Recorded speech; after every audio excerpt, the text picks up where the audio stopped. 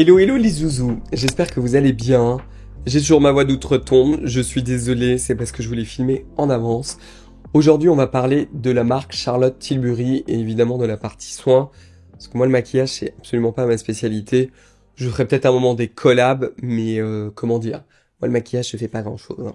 Voilà, j'avais envie de vous parler du soin. Le marketing, ils y vont à fond les manettes chez Charlotte Tilbury.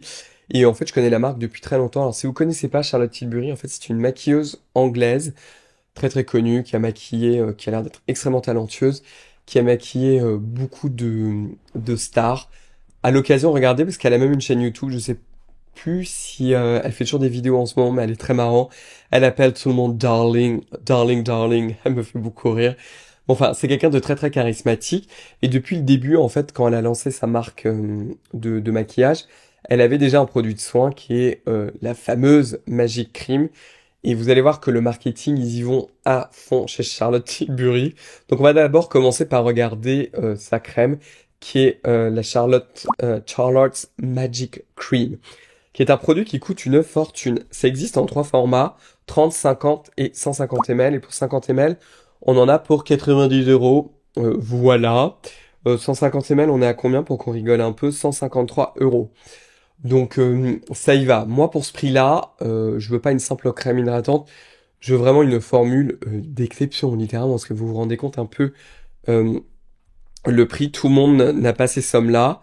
On peut très bien faire des crèmes qui ont ce prix-là avec certains actifs, au hasard les céramides, parce que ça coûte tellement cher. Si on veut vraiment les utiliser dans des bonnes concentrations, bah oui, la crème va se retrouver à un prix pareil, parce que ça coûte extrêmement cher.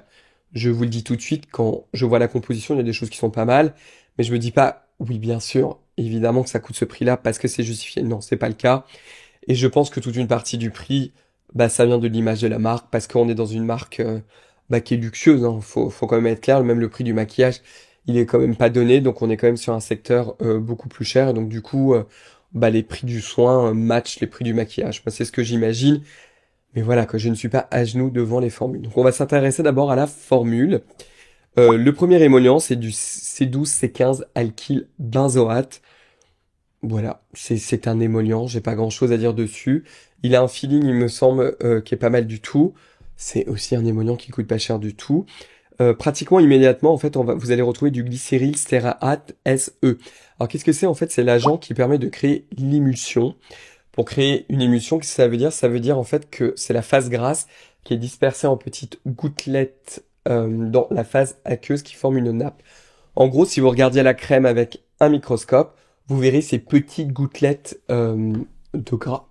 En fait, c'est ça que vous verrez, et ça, c'est la molécule qui permet de la maintenir et qui va aussi impacter la texture. Il n'y a pas que ça, il y a aussi des agents de texture, mais le choix des émollients, le choix de l'émulsifiant et le choix aussi des gélifiants impacte. Là, par exemple, un des gélifiants, c'est le xanthan gomme.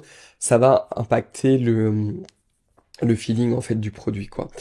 Ensuite, on a du butylène glycol. C'est un glycol. Donc ça aide au système de conservation. Le butylène glycol, j'en suis moins sûr. Le pentylène glycol, ça c'est sûr. Le propanédiol aussi. Le butylène glycol, j'en suis moins sûr. Il est très bien toléré, le butylène glycol. Il aide aussi les autres ingrédients à rester solubilisés. Ça, on aime beaucoup. Ensuite, il y a de la glycérine, la sainte glycérine, de l'huile d'olive. Pourquoi pas. Il y a des émollients beaucoup plus intéressants, mais pourquoi pas. D'autres émollients, isonoïl,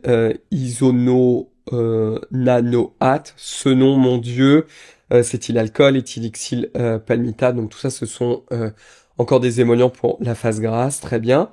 De silicone, cyclopentoxyloxane, et ensuite diméthicone, cyclopentoxyloxane, en fait, ce sont des petites billes de silicone pour vraiment donner du glissant.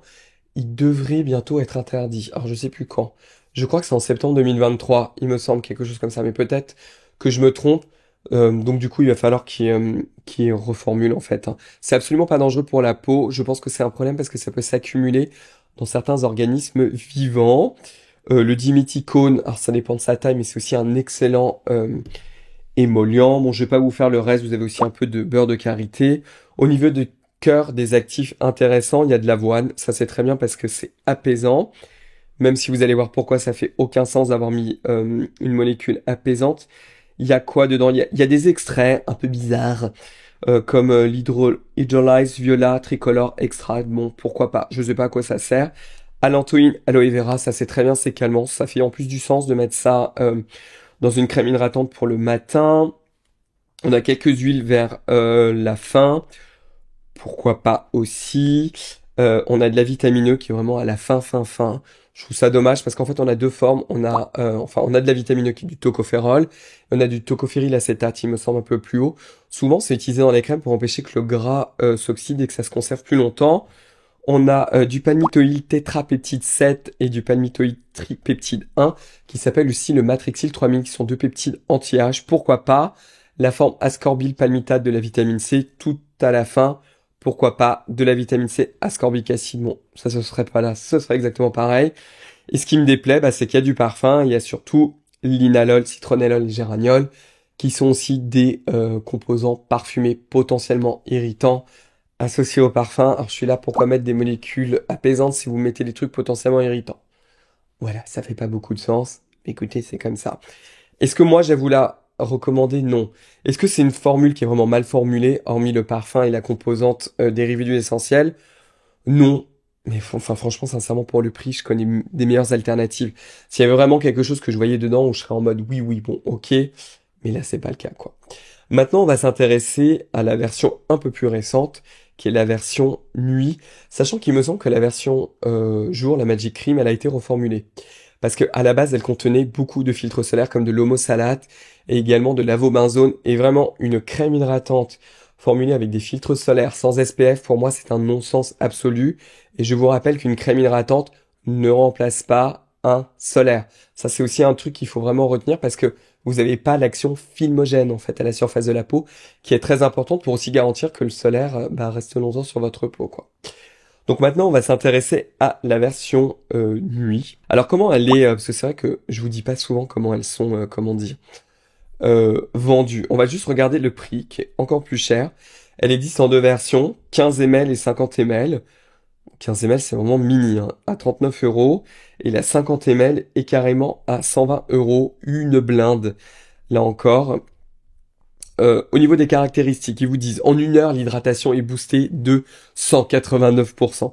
Tout ça, en fait, ce sont souvent des tests d'usage, ou alors ce peut être des tests aussi un petit peu objectivés, mais en fait, vous aurez la même chose avec des crèmes beaucoup moins chères. Donc voilà quoi. La peau est 223 plus pulpeuse. Putain, mais je vous dis, c'est vraiment du Charlotte Tilbury. La peau semble 197 fois plus lisse. Booster l'éclat de 228%. Les rides semblent diminuer de 67%. Et puis vous avez bien le semble, hein. Et d'ailleurs, ils vous ont mis des petites astérix. Est-ce que je peux voir à quoi c'est? Évidemment, non. Mais bon, ça doit être certainement, comme toujours, des tests d'usage. Enfin, de toute façon, à la fin, c'est sûr, quand ils vous disent 99% des utilisateurs estiment que leur peau paraît intensément nourrie, intensément hydratée, rajeunie au réveil et revitalisée, voilà. Je vais vous le dire très clairement, légalement, on est obligé de le faire. Moi, en tant que marque, je suis évidemment obligé de le faire. Il y a certains tests, comme les tests d'hydratation, par exemple, qui sont très très bien, mais en fait, le test d'hydratation, on peut aussi suivre le timing. C'est-à-dire qu'une crème va être très hydratante une heure après, 5-6 heures après, c'est pas forcément la même chose. L'autre chose aussi, c'est que tous ces laboratoires-là, c'est leur fonds de commerce. Donc s'ils commencent à vous dire que les produits ne fonctionnent pas, on va juste plus les choisir, ils vont plus gagner de sous. Vous voyez ce que je veux dire? Donc c'est un peu le serpent qui se mord la queue. Voilà. Bon, allez, on va tout de suite s'intéresser à la base de la crème. Je pense, peut-être que je me trompe, mais que la version nuit est peut-être plus riche que la version jour, bien que la façon dont c'est formulé, ça ressemble à être une crème qui soit plus en version gel crème, mais gel crème riche. Donc ça peut être intéressant. On commence d'abord par de l'huile de ricin, Ricinus communis castor seed oil. Pourquoi pas? Ensuite, ça vous savez que j'aime beaucoup cet ingrédient-là. Caprylic capryl triglycérides. C'est encore un corps gras.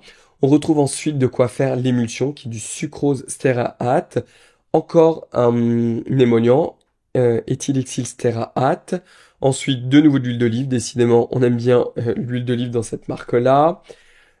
Encore quelques corps gras qu'on a en fait pas mal. Donc c'est pour ça que je vous dis que j'ai l'impression en fait que cette crème-là doit être un peu plus riche que celle du matin.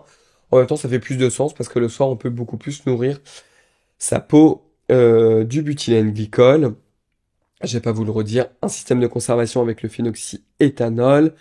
On a quelques agents pour la texture et également on a une cire qui est la cire d'abeille ici, qui doit être aussi là pour la texture aussi, parce que ça rajoute du fondant et de la matière, en fait, comme c'est tout simplement une cire. Il y a encore le système de conservation, là c'est éthylhexylglycérine, chlorphénenzine.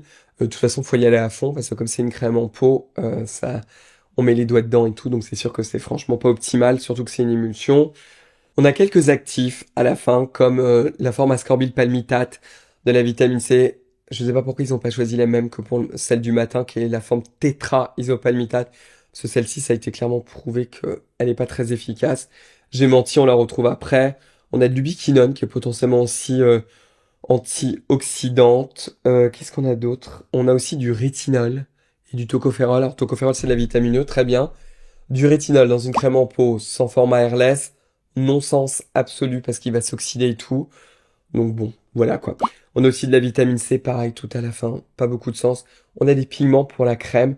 Je suis pas un grand fan, moi, des pigments qu'on laisse dans la crème parce que ça peut être sensibilisant chez certaines personnes. Pas tous les pigments, évidemment. Et là, bon, parfum et salade de fruits, exilcinamale, benzylbenzoate, linalol, hydroxycitronellal, cinnamyl, alcool et eugénol. Tout ça, par contre, au niveau allergène, ça y va, quoi. Ça y va un peu trop.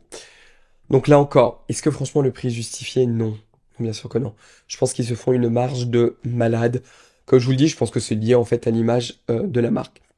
Le dernier produit qu'on va regarder ensemble, parce que si je vous fais tous les produits, on n'est pas sorti des ronces, c'est leur sérum qui s'appelle le Charlotte's Magic Serum Crystal Elixir, qui coûte 75 euros pour 30 ml. Et pour 100 ml, il est à combien? Il est à 155 euros. Je le trouve presque moins cher que les crèmes. Je trouve ça un peu bizarre.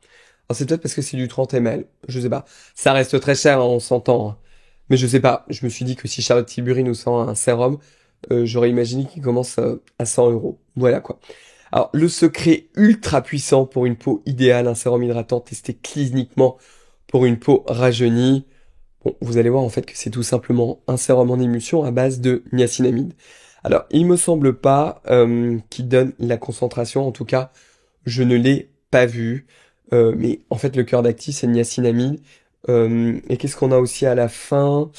On a quelques antioxydants qui sont en fait les mêmes que vous retrouvez et quelques peptides également. On retrouve probablement le peptide de cuivre, mais j'en suis pas sûr. On retrouve aussi du cuivre à l'intérieur, deux peptides anti-âge, acétyltétrapeptide 9 et acétyltétrapeptide 11. Pourquoi pas? Bon voilà quoi. Premier ingrédient, après l'eau, c'est la niacinamide, donc j'imagine, c'est pour ça que je vous dis que c'est au moins à 4%, enfin j'espère en tout cas. C'est là où effectivement on commence à voir les effets, donc ça aura aussi un effet sur le teint. Et ensuite, on a immédiatement un agent pour créer une émulsion qui s'appelle glycérate 26, un émollient qui s'appelle triheptanoïne, un nom qui se dévisse, des humectants avec la glycérine et du méthylglucette 20, de la silice sous la forme de silica, c'est peut-être pour la texture, pour donner un agent de texture, une huile de camélia, un peu de n'importe quoi après parce que c'est comme très haut dans la formule, de la poudre de quartz, de la poudre d'améthyste, de la poudre de rubis et de l'or. Donc j'imagine que c'est pour le côté qui donne un peu du glow en mode make-up. Enfin franchement non. Et aussi sans doute pour le prix, parce que comme ça vous fait vendre du rêve, comme c'est des trucs précieux. Bon ça c'est vraiment n'importe quoi. De l'huile de beurre de karité, je vais pas vous faire pareil toute la compo. On a aussi évidemment le système de conservation. C'est un format pipette. Voilà. Bon, est-ce que je vais vous recommander un produit pareil? Non, là encore, parfum, là encore, huile essentielle. Et c'est surtout que pour le prix, il y a que de la niacinamide avec quelques peptides. On pourrait quand même faire beaucoup, beaucoup mieux, en particulier dans cette gamme de prix. Voilà. C'est sûr qu'à mon sens, et avec mes critères à moi du soin de la peau, c'est très décevant et il y a juste beaucoup mieux en fait sur le marché, quoi. C'est surtout ça, quoi. Là, on est plus dans du luxe. Pour du luxe. Voilà, quoi. C'est pas des formules terribles, horribles, etc. Mais bon, on paye plus l'image d'une marque que vraiment des formules d'exception avec vraiment des actifs qui vont vraiment changer en profondeur la peau. Voilà, voilà. Écoutez, c'est tout pour aujourd'hui. Dites-moi d'ailleurs si vous avez essayé certains des produits. Hein. J'ai absolument conscience qu'il y en a plein d'autres. Mais si je commence à toutes vous en parler, ils ont aussi un toner, ils ont le glow toner, ils ont aussi la version light de la version crème, etc.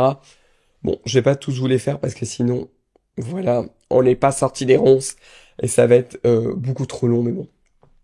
Voilà, j'avais envie de vous faire un peu le tour de ces produits.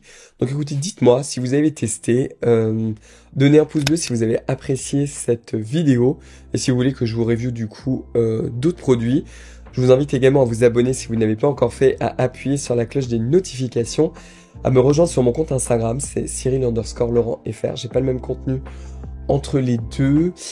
Quoi d'autre? Vous pouvez également rejoindre l'Instagram de ma propre marque qui est scylla.beauty. Et puis comme d'habitude, le plus important, prenez bien soin de vous et à très vite. Bye bye.